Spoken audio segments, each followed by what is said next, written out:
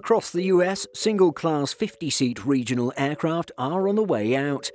None of the major US airlines have orders for these types anymore, while United and American have continued to draw down those jets in more premium markets. Delta, meanwhile, has set an end date for all CRJ200 operations in just over 2 years. Here's a look at what's to come. With the 50-seat regional jet in decline, we can see that the planes are ending services for one big reason. These jets are generally undesired by passengers due to their lack of premium product. The difference is pretty jarring for a customer connecting off a United Polaris or American flagship business product down to a CRJ200 or ERJ145 for their connection out of New York. For the big three US airlines, none of these jets offer a premium cabin. The most a passenger can expect are a few extra legroom economy seats for sale.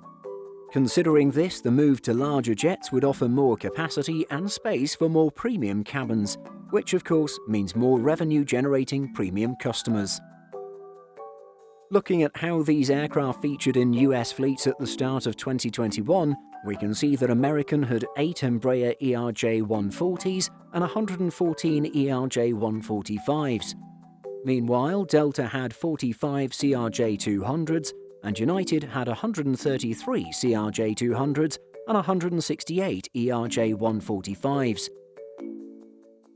American and Delta have made sizable reductions in their 50-seater fleet, with Delta planning to end all CRJ200 flying by the end of 2023. At that point, the carrier will have no all-economy 50-seater jets flying in the United States, assuming those plans go ahead.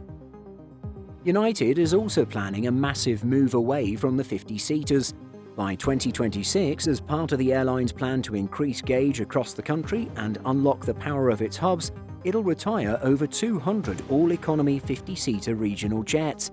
So what's next? The big three have all turned to larger regional aircraft in recent years. This includes the Embraer E170 and E175, and to some extent, the former Bombardier CRJ family, including the CRJ900. On many routes, especially those flying out of New York or Washington, D.C., the E175 or CRJ900 will be vastly preferred by most customers. Thinking about smaller destinations in the US like Rochester, Minnesota, Grand Forks, North Dakota, or Cody, Wyoming, the all-economy 50-seaters will live on with both American and United.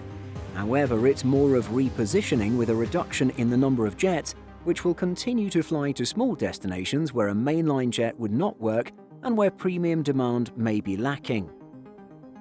Routes served by Delta's CRJ200 might be dropped or might instead see a larger Embraer E-Jet or CRJ aircraft with a first-class cabin. United customers may still find themselves on 50-seater aircraft out of key markets like Newark.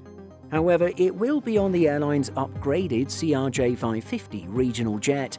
These are still 50-seaters, however, they have a very premium footprint with a dedicated first-class cabin and room for carry-on baggage for every customer. By and large, more customers who formerly flew on a CRJ200 or ERJ145 may find themselves on a larger regional jet. Some lucky customers may even find their regional service upgraded to mainline operations featuring larger aircraft. It should be noted that in the US, airlines can't fly an unlimited number of the larger ERJ175s or CRJ900s.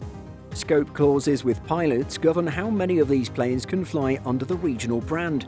So unless there is a wide scale of renegotiation, airlines will have to put some mainline capacity on routes formerly flown by regional jets.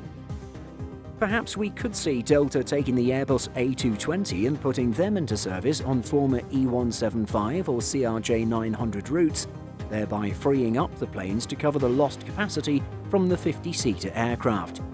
A similar story could play out at United and American with small jets like the Airbus A319. At the end of the day, all economy 50-seaters are on their way out. This will be a net positive for passengers, especially those wanting higher levels of service. Therefore, it's worth keeping an eye out to see exactly how airlines replace those small jets and continue to serve their destinations. Are you glad to see 50-seaters on their way out? Let us know in the comments. In addition to our daily YouTube videos, Simple Flying publishes over 150 articles and a podcast every week. If you're looking for the latest aviation news and insights, visit simpleflying.com. Thanks for watching, and don't forget to like and subscribe before you go.